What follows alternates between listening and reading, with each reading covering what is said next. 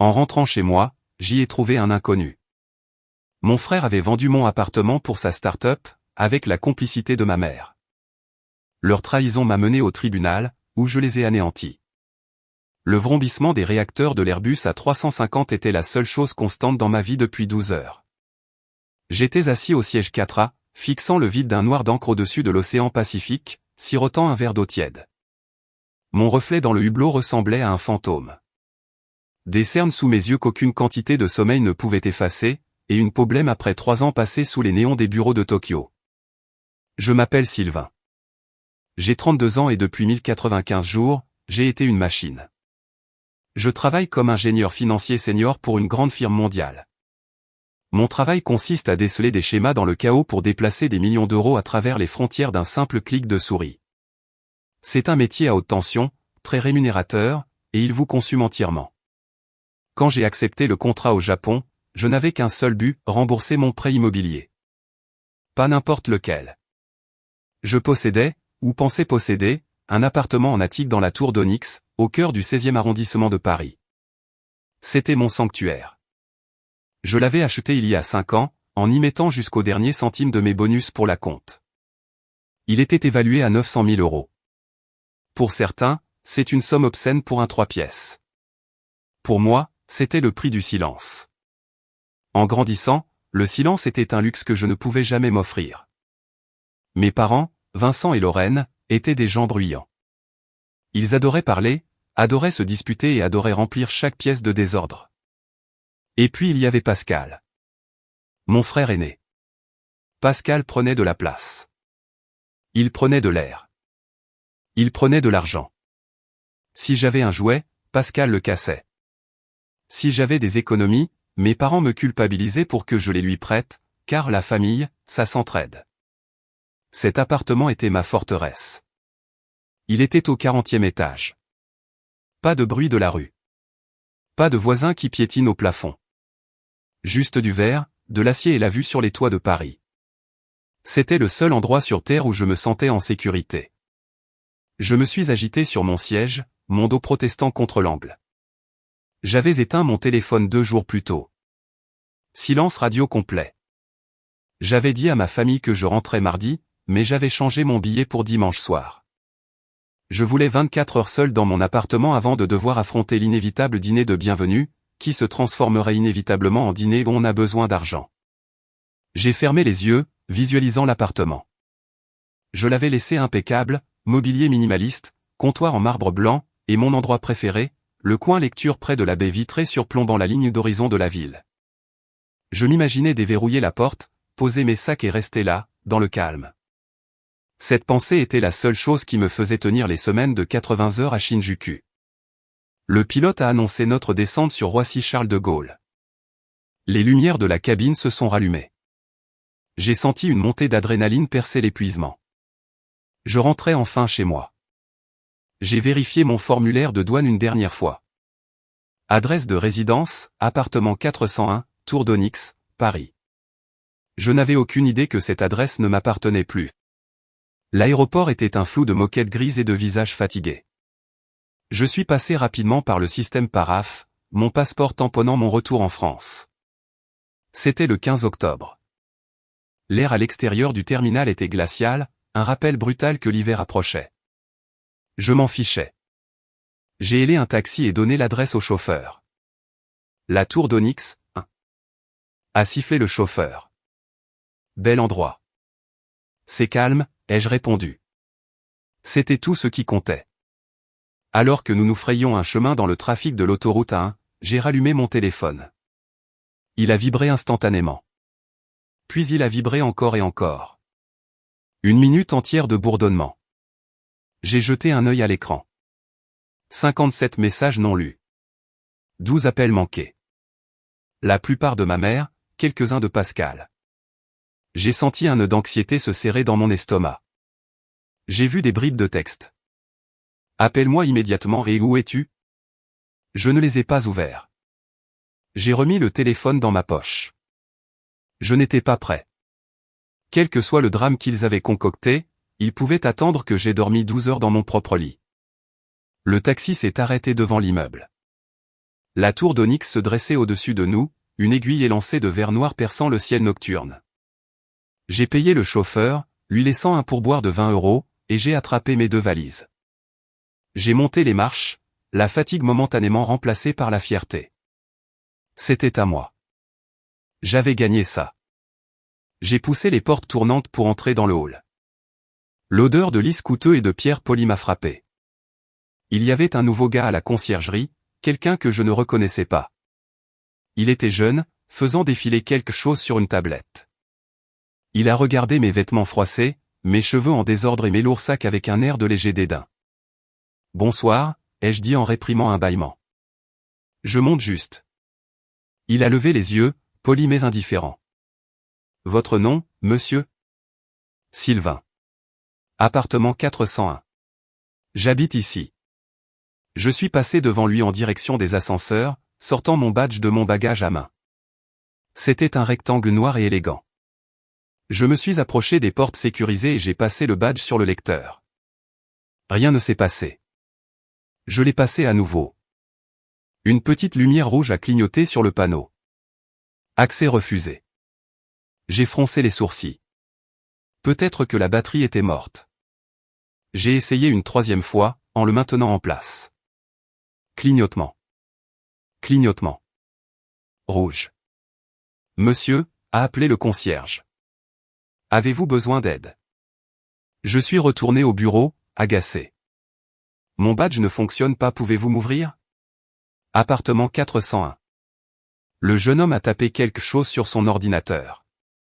Il a froncé les sourcils. Appartement 401.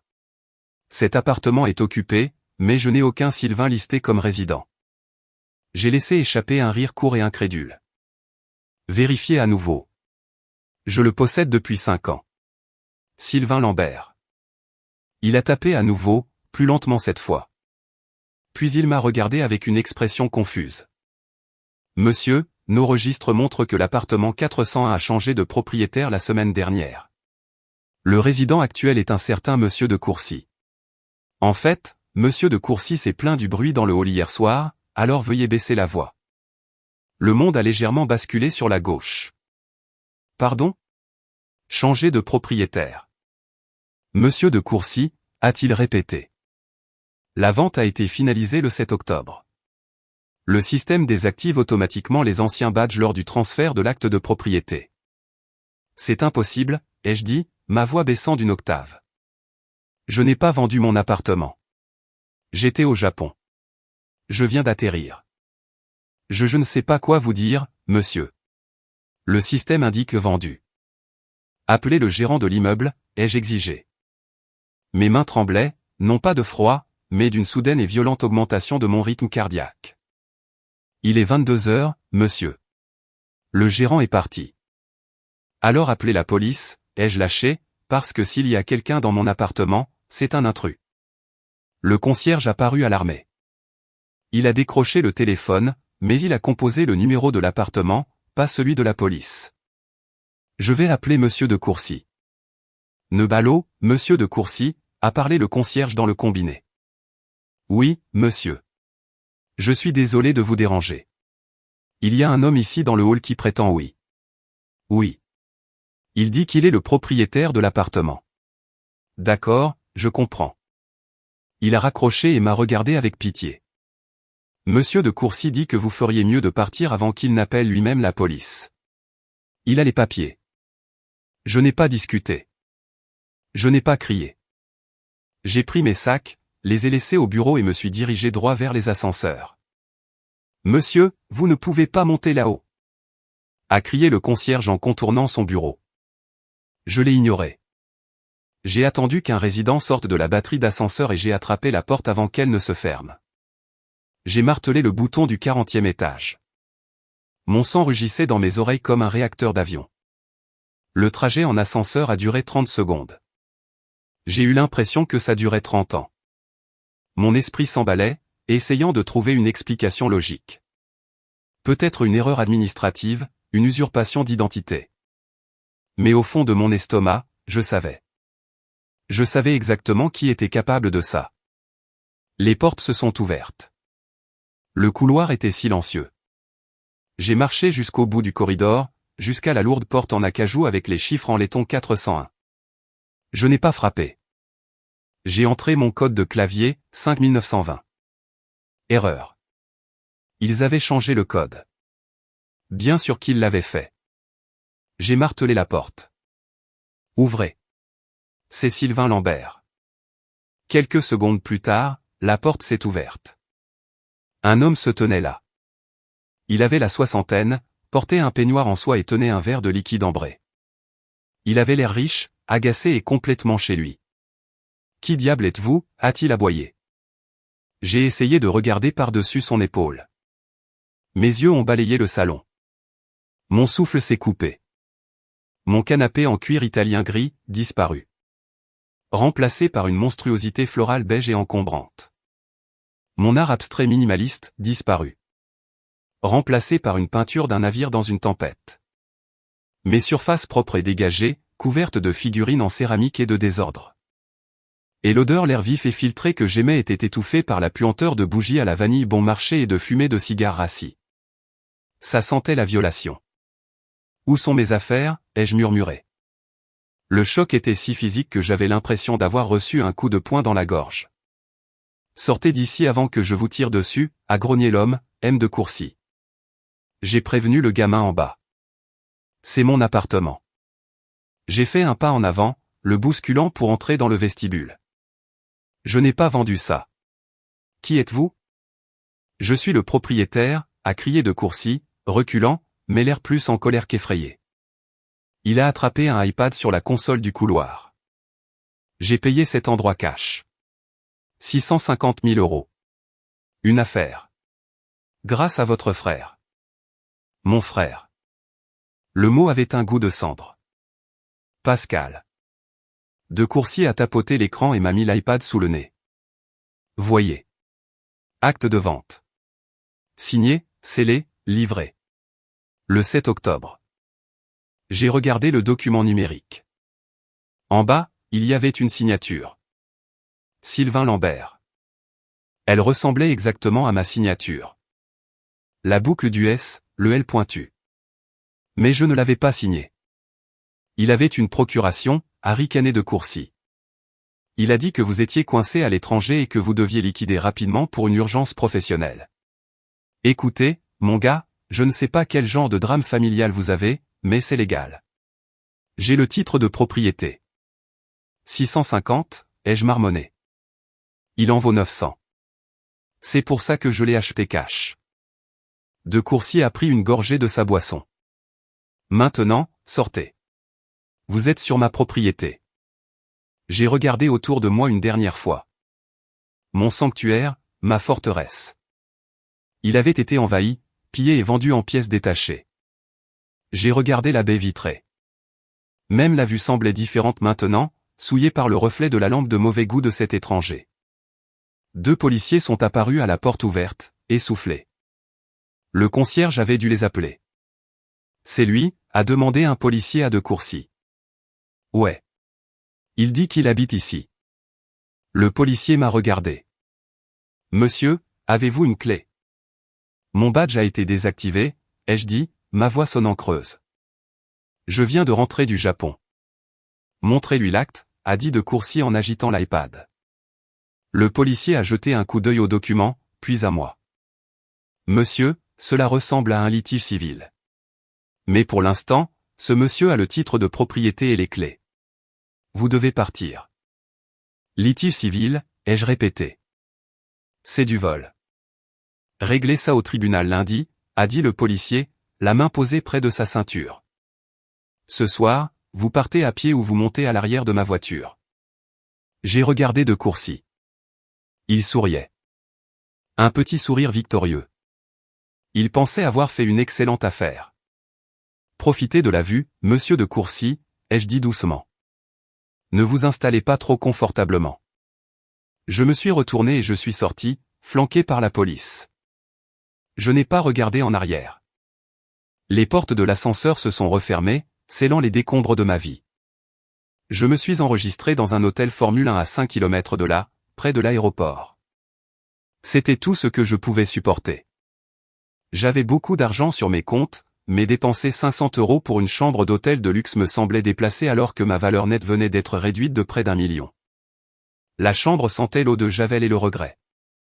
Je me suis assis sur le bord du lit et j'ai enfin branché mon téléphone.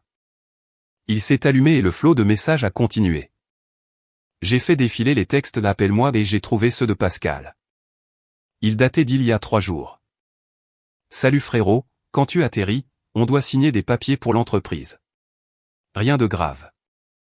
Puis hier, ne va pas directement à l'appart. Viens d'abord chez maman. On a une surprise.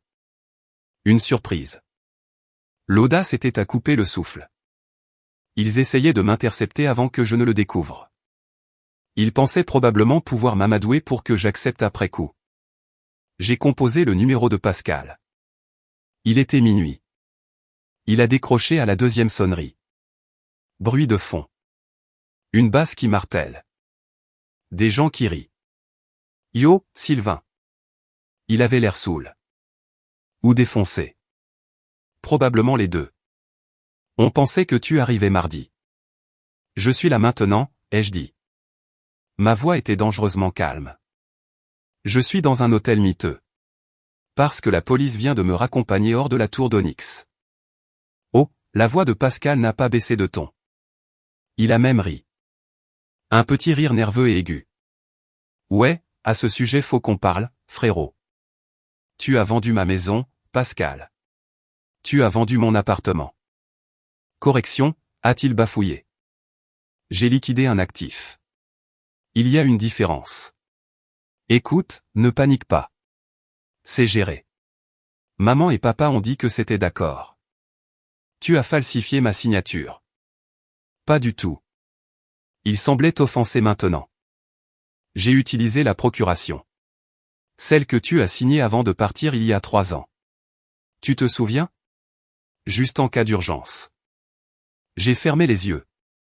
Je me souvenais avoir signé une procuration bancaire limitée, spécifiquement pour payer mes factures pendant que je m'installais à Tokyo. Je n'ai jamais autorisé de transferts immobiliers.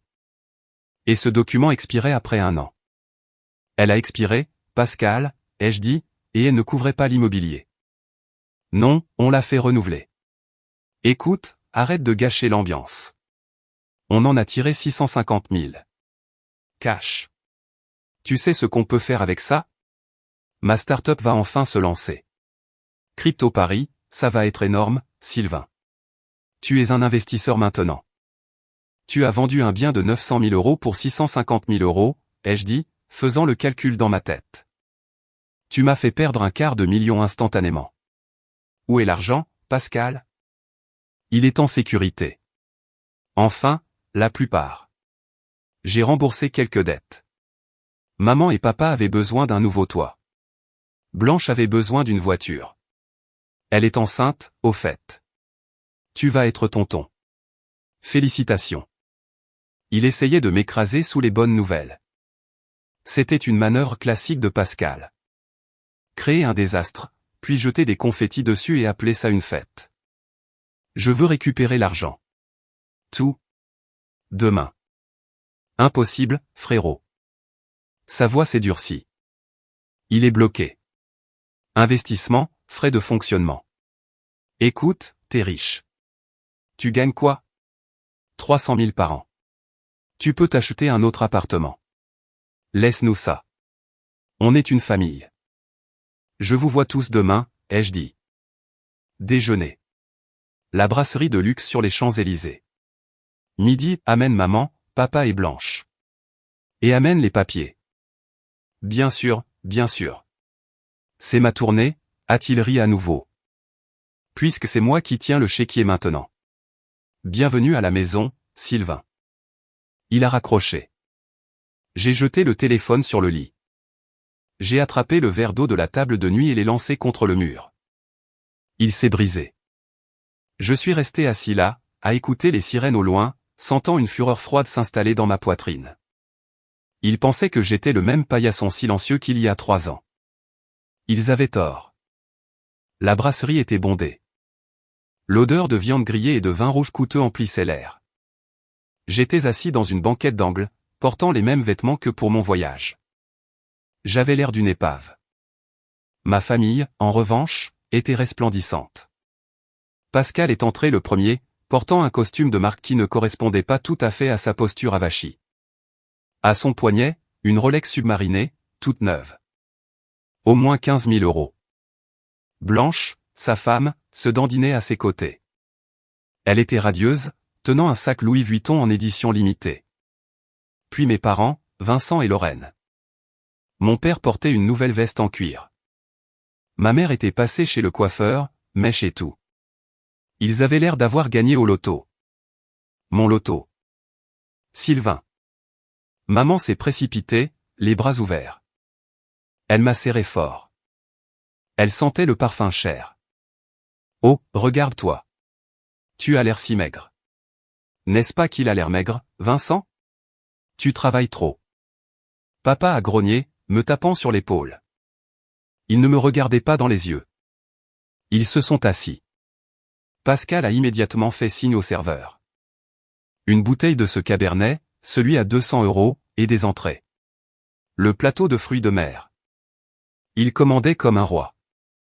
Je les observais, les mains croisées sur la table. Alors, Blanche a souri, dévoilant des dents incroyablement blanches, probablement des facettes. Le Japon? C'était incroyable?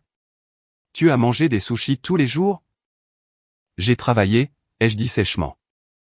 J'ai travaillé 18 heures par jour pendant 3 ans pour payer cet appartement. La table est devenue silencieuse. Le serveur a versé le vin. Pascal en a pris une grande gorgée. Ok, évacuons le sujet qui fâche, a dit Pascal en se penchant en arrière. Tu es en colère pour l'appart. Je ne suis pas en colère, ai-je dit. Je suis confus. Je veux savoir pourquoi des inconnus vivent chez moi. On avait besoin du capital, Sylvain, a dit maman, sa voix prenant ce ton maternel raisonnable qu'elle utilisait quand elle me manipulait. Pascal avait des ennuis. De grosses dettes, des gens effrayants, et cette idée d'entreprise, c'est sa seule issue. On ne pouvait pas le laisser échouer. Alors, vous avez vendu ma maison. Tu ne t'en servais pas, a ajouté Blanche, agressive. Il était vide. Tu sais à quel point c'est égoïste? Nous vivons dans une location, on attend un bébé, et toi tu as une boîte en l'air à 1 million € qui ne sert à rien. C'est ma propriété, ai-je dit. Que j'ai acheté avec le soutien de la famille, a claqué papa de la main sur la table. Qui t'a élevé? Qui a payé tes études? J'ai payé mes études, les jeux corrigés. Bourse et prêt. Vous n'avez pas payé un centime. C'est tout le même pot, a dit maman d'un geste dédaigneux de la main. Nous sommes une unité familiale. De chacun selon ses capacités, à chacun selon ses besoins. Tu as les capacités, Sylvain. Tu as un travail, une carrière. Pascal a des besoins. Il a une famille à nourrir. Maman a ajouté, livrant la phrase qui a fait le plus mal, tu es célibataire. Tu n'as pas besoin d'un appartement comme ça. Tu peux en acheter un autre. Ou juste louer quelque chose. Pourquoi as-tu besoin d'autant d'espace? J'ai regardé Pascal. Il consultait son téléphone, l'air de s'ennuyer. Il s'en fichait. Il croyait sincèrement qu'il avait droit aux fruits de mon travail. Je veux l'argent, ai-je répété. Les 650 000 €. Transférez-les-moi aujourd'hui. Pascal a ri. Impossible. C'est investi. Dans quoi? Crypto Paris. C'est une plateforme, je me fiche de ce que c'est. Liquide-le. Maintenant. C'est bloqué, frérot. Période de blocage, 6 mois, peut-être 1 an. Mais, le retour sur investissement va être dingue. Tu me remercieras. J'ai regardé la Rolex à son poignet. La Rolex est bloquée? Le sac de Blanche est bloqué? Blanche a serré son sac contre elle. C'était un cadeau pour le bébé. Tu as acheté un sac à 2000 € avec le capital de ma maison pour un fœtus. N'ose pas parler de mon enfant comme ça, a hurlé Blanche. Les gens se sont retournés pour regarder. Tu es incroyablement toxique, maman a secoué la tête, les larmes montant instantanément à ses yeux. Des larmes de crocodile. Nous t'accueillons. Nous te commandons à manger. Et tout ce qui t'importe, c'est l'argent. Tu as changé, Sylvain. Le Japon t'a rendu froid. Le Japon ne m'a pas rendu froid. Je me suis levé. C'est vous. J'ai sorti mon téléphone. J'avais tout enregistré depuis le début. Mémo vocal, dîner de famille. Je m'en vais, ai-je dit. Assieds-toi, a aboyé papa. On n'a pas commandé les plats. Profitez bien du plateau de fruits de mer, ai-je dit. J'espère qu'il a le goût du vol. J'ai quitté le restaurant. Mon cœur battait la chamade, mais mon esprit était clair. Ce n'était pas ma famille. C'étaient des parasites. Et on ne négocie pas avec des parasites. On les extermine. J'avais besoin de me vider la tête. Alors, je suis allé au seul autre endroit où je me sentais compétent, mon bureau. La firme avait une branche à Paris et j'avais un badge d'accès à distance. Je me suis dit que j'allais me connecter, vérifier quelques tendances du marché, peut-être dormir sur le canapé de la salle de pause. J'ai passé mon badge au tourniquet. Accès refusé. Contacter la sécurité. Encore. D'abord ma maison, maintenant mon travail. Un agent de sécurité que je connaissais, Marc, s'est approché. Il avait l'air mal à l'aise. Monsieur Lambert, je dois vous demander de me suivre. Les RH veulent vous voir. Il m'a escorté non pas à mon bureau, mais à une salle de conférence stérile au 12e étage. Assis là se trouvait le vice-président de la gestion des risques et une représentante des RH. Sylvain, a dit le VP sans se lever. Nous avons reçu des communications troublantes ce matin. Je viens de rentrer du Japon, ai-je dit. Qu'est-ce qui se passe? La représentante des RH a fait glisser un email imprimé sur la table. Il avait été envoyé à la ligne d'éthique de l'entreprise. L'objet, blanchiment d'argent et abus de faiblesse par Sylvain Lambert. Mon estomac s'est noué. J'ai lu le texte. À qui de droit, Sylvain Lambert utilise des comptes familiaux pour blanchir de l'argent via des sites de jeux de crypto-monnaies illégaux. Il a également escroqué ses parents âgés et sa belle-sœur enceinte, promettant des prêts pour une entreprise puis volant le capital. Nous avons des preuves. C'était signé, un membre de la famille concernée. C'est de la folie, j'ai levé les yeux, tremblant. C'est ma belle-sœur. Mon frère a volé ma maison et maintenant ils essaient de se couvrir en m'attaquant. Nous avons vérifié les registres publics, a dit le VP. Il y a d'importants mouvements d'argent entre les comptes de votre famille et des entités offshore. Et il y a une publication virale sur Facebook de Madame Blanche Lambert détaillant votre abandon de votre famille. C'est un mensonge. Ils ont falsifié ma signature. Sylvain, vous êtes un ingénieur financier. Vous gérez des millions d'euros d'actifs de clients. Nous opérons sur la confiance. Même l'apparence d'une malversation financière est un motif de licenciement. Donc, vous me virez parce que mon frère est un voleur? Nous vous plaçons en disponibilité administrative sans solde en attendant une enquête complète, a dit le VP. Nous avons gelé vos comptes d'entreprise et révoqué vos accès. Si vous êtes innocenté, vous pourrez revenir, mais d'ici là, vous êtes un risque. Je suis sorti du bâtiment en portant un carton avec mes affaires personnelles. Je me suis tenu sur le trottoir, levant les yeux vers le gratte-ciel. En 48 heures, Pascal avait pris ma maison. Blanche avait pris ma réputation. Et maintenant, ils avaient pris ma carrière. Ils savaient exactement ce qu'ils faisaient. Ils coupaient mes ressources pour que je ne puisse pas me payer un avocat pour les combattre. C'était un siège.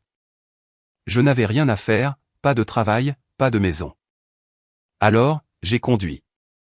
J'ai conduit jusqu'en banlieue, jusqu'à la maison où j'ai grandi, la maison de mes parents. Je me suis garé au bout de la rue, caché derrière un grand chêne. La maison avait l'air fatiguée avant, peinture écaillée, pelouse envahie par les mauvaises herbes. Maintenant, elle ressemblait à une couverture de magazine. Un toit tout neuf. Un revêtement fraîchement peint d'un gris ardoise tendance. Dans l'allée, à côté de la vieille berline de papa, se trouvait un Porsche Cayenne blanc étincelant. La voiture de Blanche. J'ai regardé un camion d'entrepreneurs s'arrêter. Des hommes en sont sortis et ont commencé à transporter du matériel dans le jardin. Je pouvais voir les contours d'une excavation. Ils installaient une piscine. Une piscine en région parisienne. Mon sang n'a fait qu'un tour. C'était mes heures supplémentaires. C'étaient mes vacances manquées. C'étaient mes nuits solitaires à Tokyo. Il ne se contentait pas de le dépenser. Il l'exhibait. Un coup sur la vitre de ma voiture m'a fait sursauter. C'était Madame Dubois, la voisine. Elle promenait son chien. J'ai baissé la vitre. Sylvain, c'est bien toi. Elle a souri. Oh, bon retour. J'ai vu ta mère au supermarché. Elle m'a annoncé la bonne nouvelle. Quelle bonne nouvelle, ai-je demandé, serrant le volant. À propos du succès de Pascal, a-t-elle dit. Son entreprise de tech a décollé et il a payé toute la rénovation. Un si bon garçon. Et elle a dit que tu avais quelques difficultés. Que tu étais revenu parce que tu ne supportais pas la pression au Japon.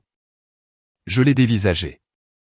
Ils avaient volé mon argent, puis ils avaient volé mon mérite. Ils avaient attribué à Pascal le crédit de la richesse et m'avaient dépeint comme le raté qui était rentré la queue entre les jambes. C'était un cours magistral de narcissisme. Madame Dubois, ai-je dit, forçant un sourire.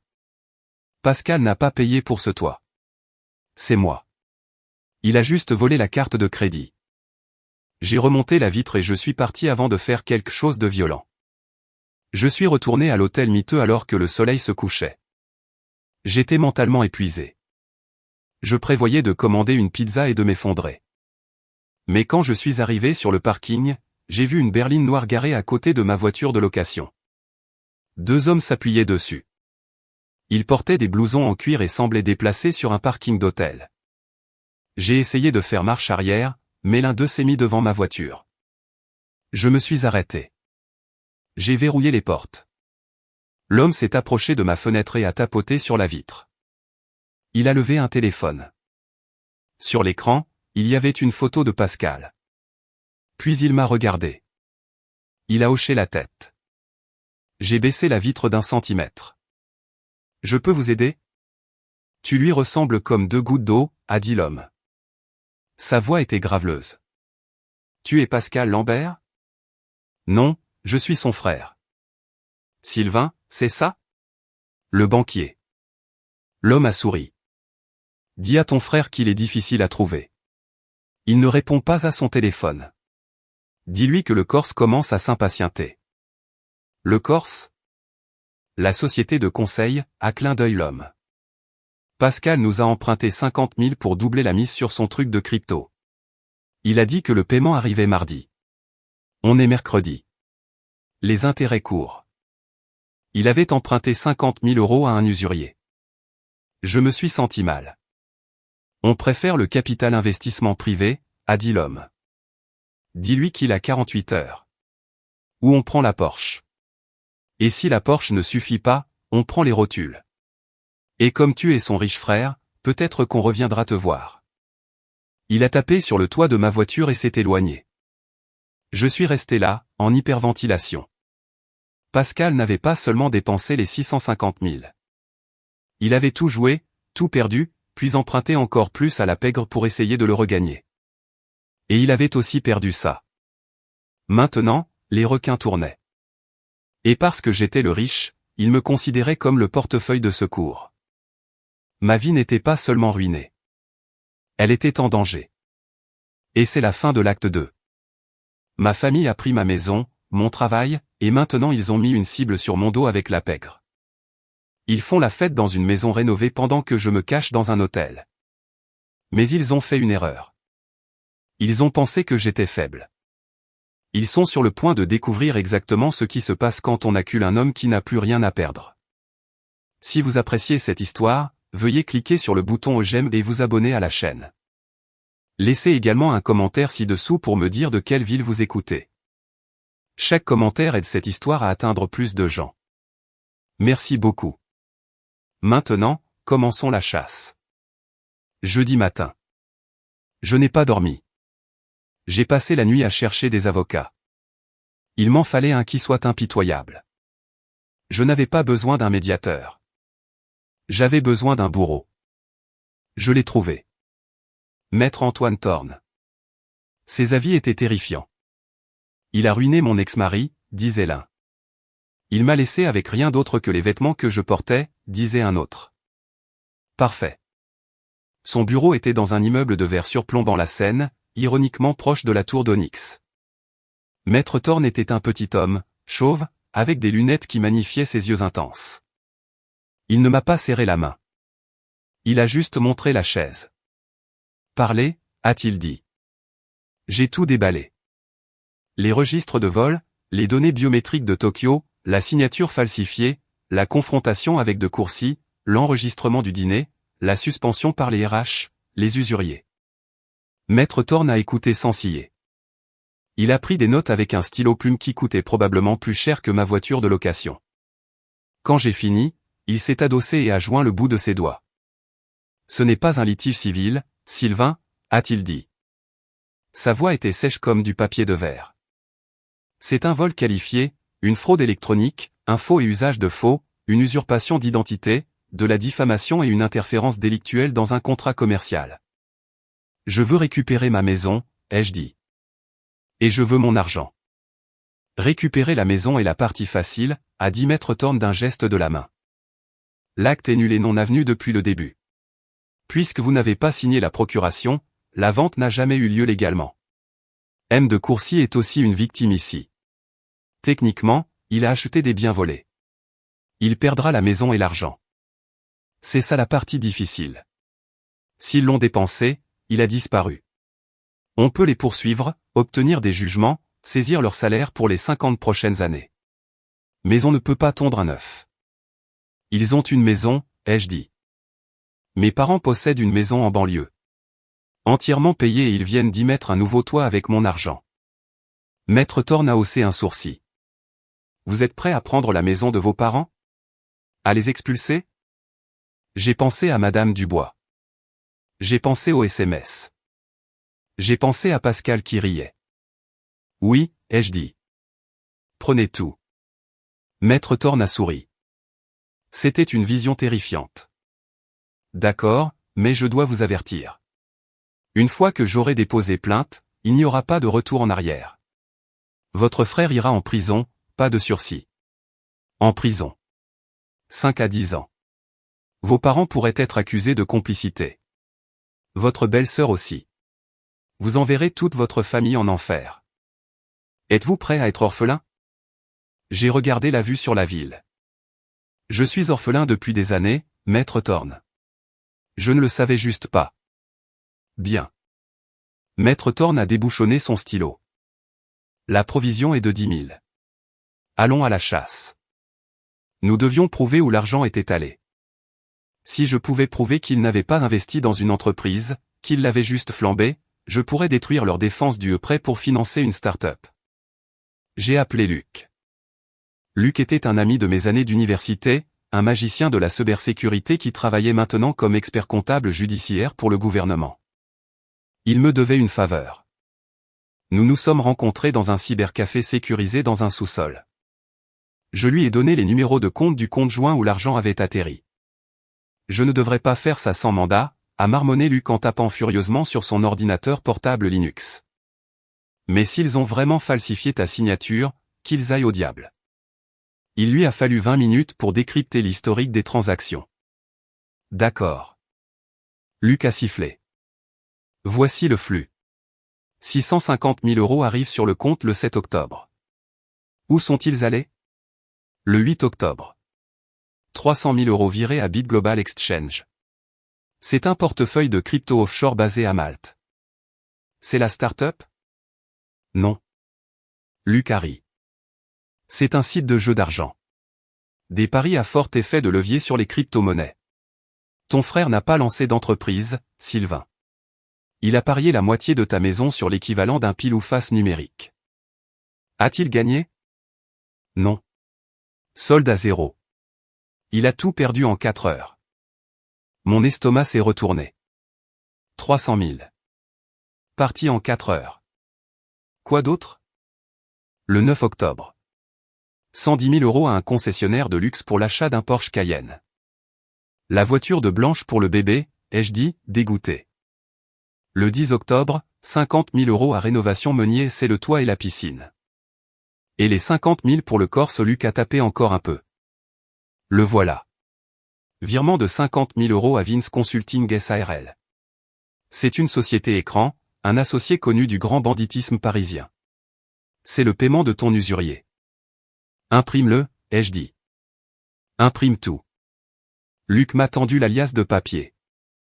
C'était ça. C'était la preuve irréfutable. Ce n'étaient pas des entrepreneurs. C'étaient des dégénérés. Ils avaient joué le travail de ma vie et acheté des voitures de luxe pendant que je mangeais des boîtes bento de supérette à Tokyo. Merci, Luc, ai-je dit. Sylvain, Luc a attrapé mon bras. Cette preuve, ça les envoie au loin pour longtemps. C'est de la fraude électronique fédérale et du blanchiment d'argent. Tu es sûr? J'en suis sûr. La dernière pièce du puzzle était la notaire. La femme qui avait tamponné la fausse procuration, elle s'appelait Brigitte Meunier. Elle tenait une petite boutique d'expédition et d'impression dans un centre commercial. Maître Thorne a dit qu'il fallait qu'elle craque. Si elle prétendait avoir vérifié mon identité, ce serait ma parole contre la sienne, mais si elle admettait avoir accepté un pot de vin, j'ai attendu dans ma voiture de location devant sa boutique pendant 3 heures. Il pleuvait à verse. Finalement, à 18 heures, elle a fermé et s'est dirigée vers sa voiture. Je suis sorti et l'ai interceptée. Brigitte Meunier? Elle a sursauté, laissant tomber ses clés. Qui êtes-vous? Je suis Sylvain Lambert. Son visage est devenu pâle. Elle connaissait le nom. Je ne sais pas ce que vous voulez. Je suis fermé. Vous avez notarié un document le 14 octobre 2022, ai-je dit en brandissant une copie du faux. Vous avez dit que j'étais dans votre bureau. J'étais au Japon. Je ne me souviens pas, a-t-elle balbutié en essayant de déverrouiller la portière de sa voiture. Je vois beaucoup de gens. Je sais que Pascal vous a payé, ai-je dit. Et je sais que Blanche a déposé l'argent. Laissez-moi tranquille. Je me suis approché. Brigitte, écoutez-moi. Pascal doit de l'argent à des gens qui répondent au nom du Corse. Vous savez qui est le Corse? Elle a arrêté de bouger. C'est la pègre, ai-je dit. Pascal est impliqué avec des usuriers. Le fisc enquête sur ses finances. Ils enquêtent sur tout ce qu'il a payé. Ça vous inclut. Je ne savais pas pour la pègre, a-t-elle murmuré. Si vous vous en tenez à votre histoire, vous tombez pour fraude notariale et peut-être association de malfaiteurs avec le crime organisé, ai-je dit. Mais mon avocat, Maître Antoine Thorne, peut vous arranger un accord. Vous signez une déclaration sous serment disant que Blanche vous a soudoyé et nous vous tenons à l'écart de l'inculpation fédérale. Elle m'a regardé, la pluie coulant sur ses lunettes. Elle était terrifiée. 5 000, a-t-elle dit doucement. Ils m'ont donné 5 000 euros. Mon mari avait besoin d'une opération. Je suis désolé. Ne me le dites pas à moi, ai-je dit. Dites-le à mon avocat. Demain matin à 9 heures. Elle a hoché la tête. Je la tenais. La serrure avait sauté. Cette nuit-là, l'orage a éclaté. J'étais de retour à l'hôtel, examinant les dossiers. À 3 heures du matin, on a frappé frénétiquement à ma porte. Sylvain. Sylvain, ouvre. C'est moi. C'était Pascal. J'ai regardé par le Judas. Il était trempé, ses cheveux plaqués sur son crâne. Il ressemblait à un animal sauvage. J'ai ouvert la porte mais j'ai gardé la chaîne. Qu'est-ce que tu veux? Tu dois m'aider, a-t-il supplié, les yeux écarquillés et injectés de sang. Les comptes sont gelés. J'ai essayé de mettre de l'essence et ma carte n'a pas fonctionné. La carte de maman n'a pas fonctionné. Maître Thorne avait agi vite. Il avait dû déposer la requête ex parte cet après-midi-là. Ouais, ai-je dit. Ça s'appelle un gel des avoirs. Le tribunal l'a accordé. Tu dois le débloquer. A crié Pascal, s'agrippant au cadre de la porte. J'ai besoin de 50 000 euros pour demain matin. Le Corse. Le Corse a dit qu'il allait me casser les jambes. Sylvain. Il sait où j'habite. Tu aurais dû y penser avant de jouer ma maison, ai-je dit froidement. Je suis ton frère, a-t-il sangloté. S'il te plaît. Juste 50 000. Je te rembourserai. Je te le jure, la crypto va exploser. Il délirait.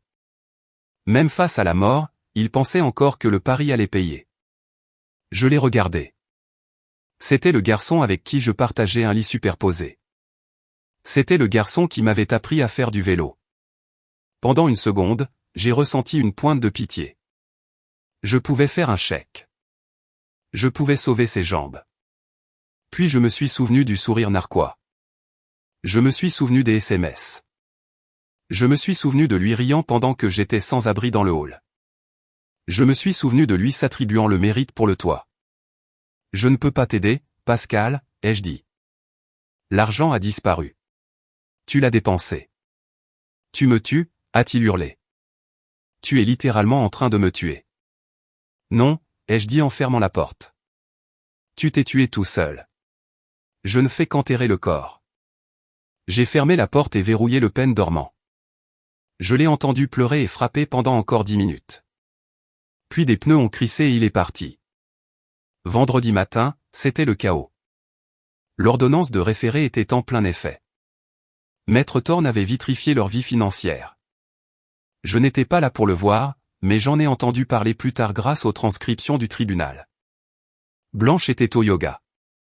Quand elle est sortie sur le parking, une dépanneuse était en train d'accrocher la Porsche blanche. « Qu'est-ce que vous faites » a-t-elle crié, laissant tomber son tapis de yoga. « Ordre de saisie » a dit le chauffeur en lui tendant un papier. Actif saisi comme preuve dans l'affaire Lambert contre Lambert. Elle a essayé d'appeler Pascal, mais son service téléphonique avait été coupé parce que le prélèvement automatique avait échoué. Elle est restée là sous la pluie, enceinte et furieuse. Mes parents sont allés au supermarché. Ils ont rempli un chariot de steaks et de vin cher. Quand papa a passé sa carte, la machine a bipé bruyamment. Refusé. Il en a essayé une autre. Refusé. Il a essayé de retirer de l'argent au distributeur. Compte gelé. Contactez le service juridique. Le caissier a confisqué la carte pendant qu'une file de gens regardait. L'humiliation était absolue. J'étais assis dans le bureau de Maître Thorne en buvant un expresso. C'était la première fois que je me sentais détendu depuis une semaine. Le gel est total, a dit Maître Thorne en raccrochant le téléphone. Chaque centime qu'ils ont, chaque compte lié à votre nom ou au fonds volé est bloqué. Ils ne peuvent pas acheter un litre de lait sans demander la permission au juge. Bien, ai-je dit. Monsieur de Courcy les poursuit également, a ajouté Maître Thorne. Il a réalisé qu'il avait acheté une maison volée. Il est furieux. Il se joint à notre action contre Pascal pour escroquerie. C'était un mouvement de tenaille. Ils étaient piégés entre moi, la loi et l'acheteur en colère. Les murs se refermaient. La guerre des réseaux sociaux. Le désespoir rend les gens stupides. Au lieu de s'excuser, Blanche a décidé de mettre le feu au monde. Elle a publié mon numéro de portable sur Facebook. Voici le numéro de l'homme qui affame sa belle-sœur enceinte. Dites-lui ce que vous pensez des abuseurs d'enfants. Mon téléphone a explosé. Menaces de mort, photos d'animaux morts, des gens me disant de me suicider. Puis une brique a traversé la fenêtre de ma chambre d'hôtel. Enroulée autour, une note, dégage de la ville, fils de riche. J'ai appelé Maître Thorne, tremblant de rage. Ils m'ont doxé. Ils ont jeté une brique. Restez calme, a dit Maître Thorne, sa voix d'une méchanceté apaisante. Avez-vous gardé la brique? Oui. Bien. C'est une agression, une incitation à la violence et une violation de l'ordonnance de référé. Nous l'ajoutons au dossier. Je demande une ordonnance de non-publication d'urgence. Si elle publie un mot de plus, elle va en prison ce soir. Maître Thorne a contacté le service juridique de Facebook. La publication a été retirée en 1 heure. Puis il a publié un communiqué à la presse locale. Pas un pamphlet, mais un simple PDF contenant l'expertise comptable des dettes de jeu et de l'achat de la Porsche. Le titre le lendemain était brutal, collecte de fonds familial ou caisse de casino. Une mère virale accusée d'avoir joué le capital immobilier de son frère. L'opinion publique s'est retournée instantanément. Internet déteste plus un escroc qu'un riche banquier. La section des commentaires de Blanche s'est transformée en zone de guerre. Elle a supprimé son compte avant midi. Dimanche après-midi. Mon téléphone a sonné. C'était maman.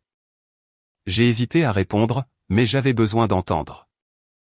J'ai appuyé sur enregistrer. Sylvain. Sa voix tremblait. Sylvain, s'il te plaît. Qu'est-ce que tu veux, maman? Nous mourons de faim, a-t-elle sangloté. Littéralement. Nous n'avons pas de nourriture dans la maison. Le médicament pour le cœur de ton père est vide et nous ne pouvons pas payer la pharmacie. Les comptes sont tous bloqués. Tu as un garde-manger plein de nourriture, ai-je dit. Et vous avez les 5 000 € que vous avez pris pour la rénovation. Utilisez l'argent liquide. Nous l'avons donné à Pascal, a-t-elle gémi. Pour payer les méchants hommes, mais ce n'était pas assez. Sylvain, ils vont prendre notre maison. Maître Thorne nous a envoyé une lettre disant qu'il saisit l'acte de propriété. C'est exact. Nous sommes tes parents. Nous t'avons élevé. Comment peux-tu faire ça? Vous m'avez volé, maman. Vous avez choisi Pascal. Vous choisissez toujours Pascal. Nous pouvons arranger ça. Elle a baissé la voix. Écoute, si tu abandonnes les poursuites contre nous, nous témoignerons contre Pascal. Je me suis figé. Quoi? Nous dirons au juge que c'était entièrement son idée, a-t-elle dit précipitamment. Qu'il nous a forcés, qu'il nous a menacés. Nous pouvons être tes témoins. Laisse-nous juste garder la maison. J'ai senti un vide glacial dans ma poitrine. Ils offraient leur fils préféré en sacrifice pour sauver leur propre peau.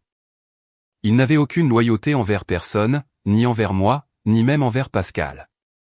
C'étaient juste des survivants. Est-ce que Pascal sait que tu m'appelles, ai-je demandé. Non, ne lui dis pas, fais juste l'accord, Sylvain. Je t'ai enregistré, maman, ai-je dit. En train de proposer de vous parjurer. Non, Sylvain, pas d'accord, ai-je dit. Vous allez couler avec le navire que vous avez construit. J'ai raccroché. J'ai envoyé l'enregistrement à Maître Thorne. 2 semaines plus tard, la déposition.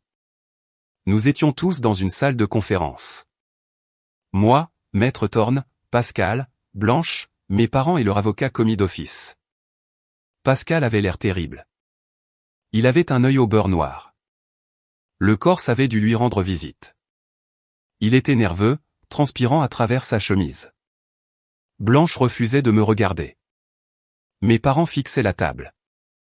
Maître Thorne a commencé l'interrogatoire. Monsieur Lambert, a-t-il demandé à Pascal.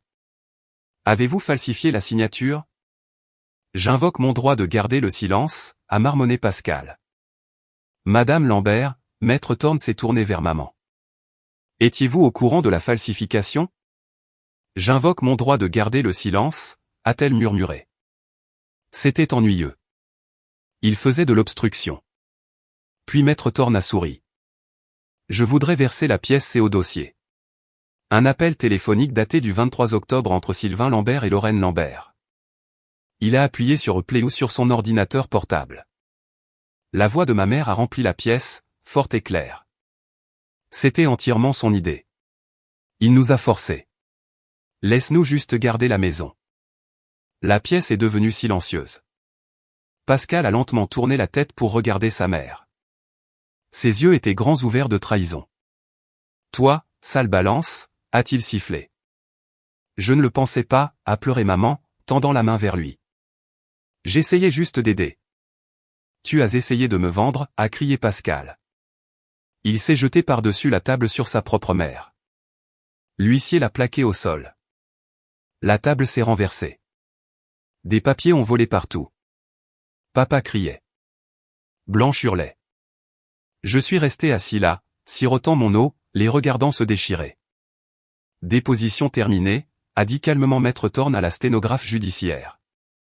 Le procureur a senti le sang.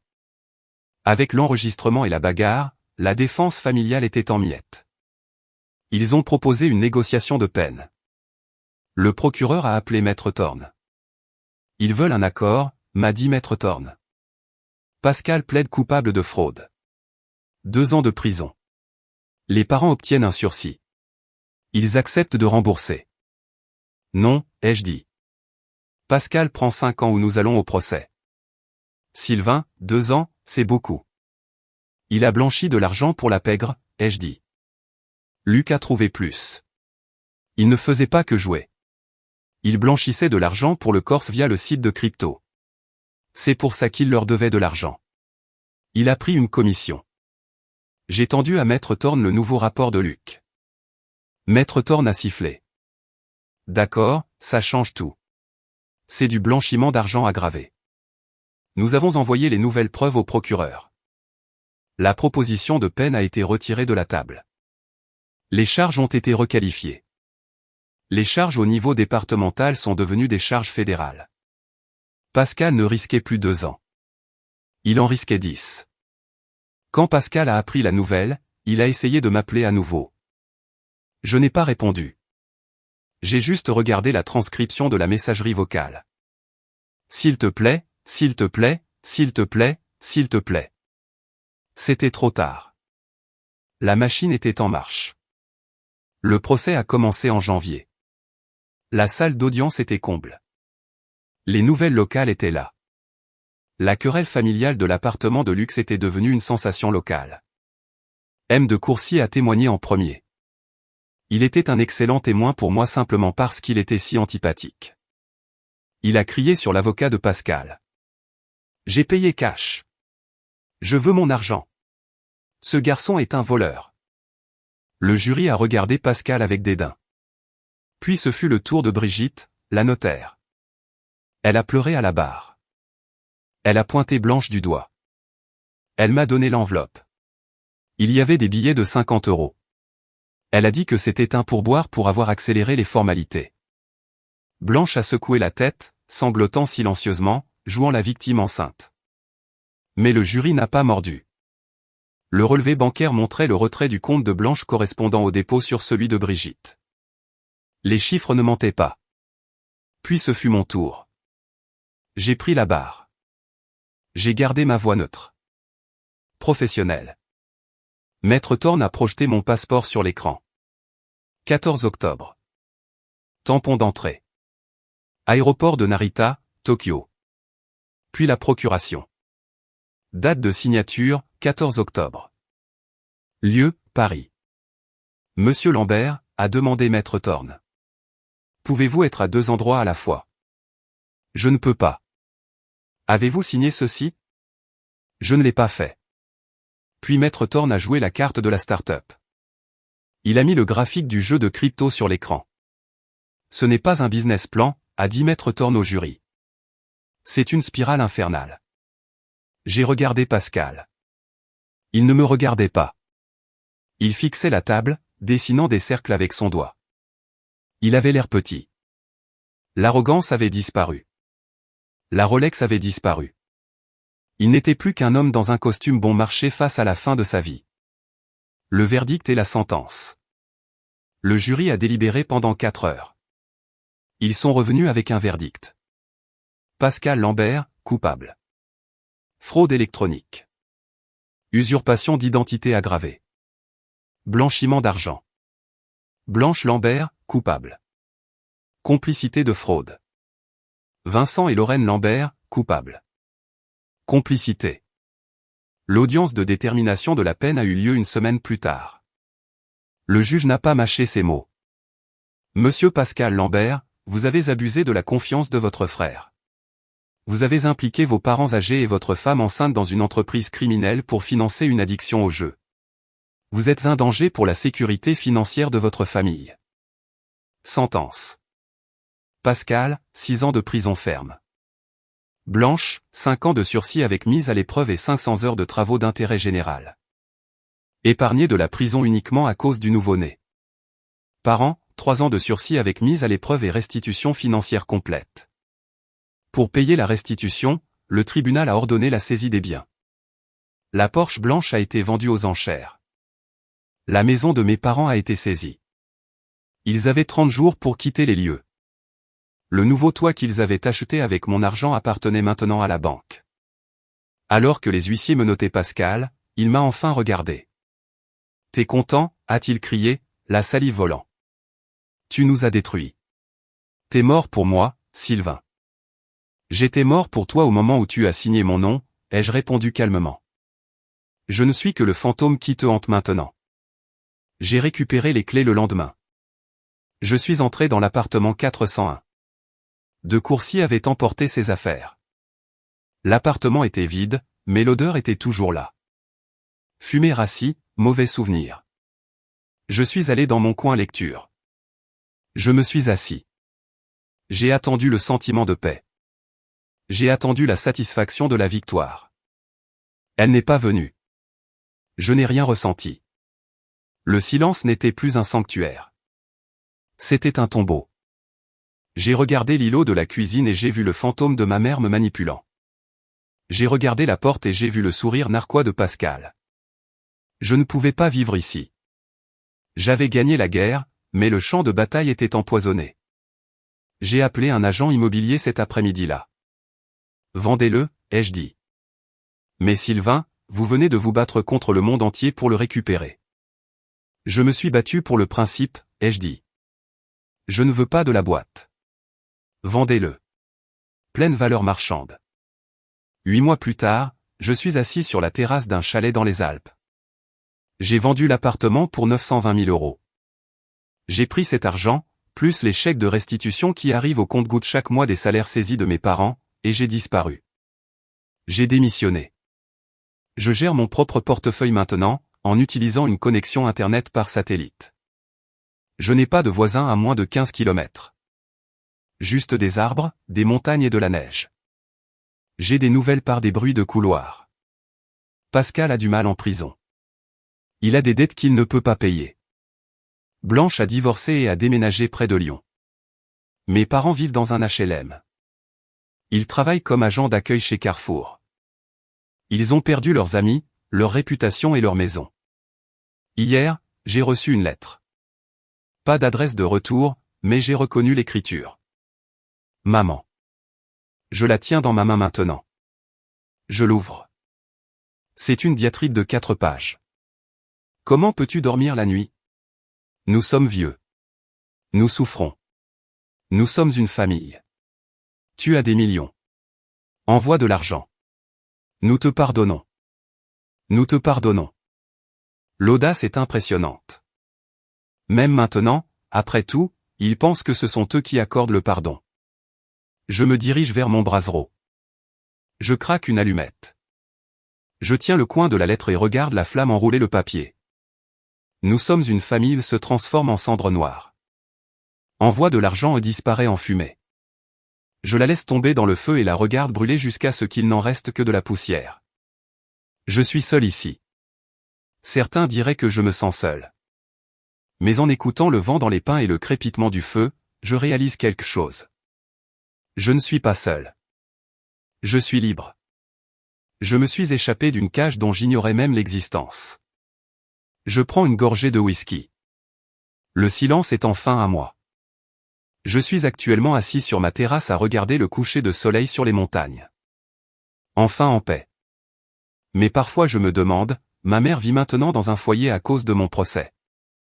Suis-je le méchant pour ne pas leur avoir laissé assez pour survivre? Ou ont-ils creusé leur propre tombe?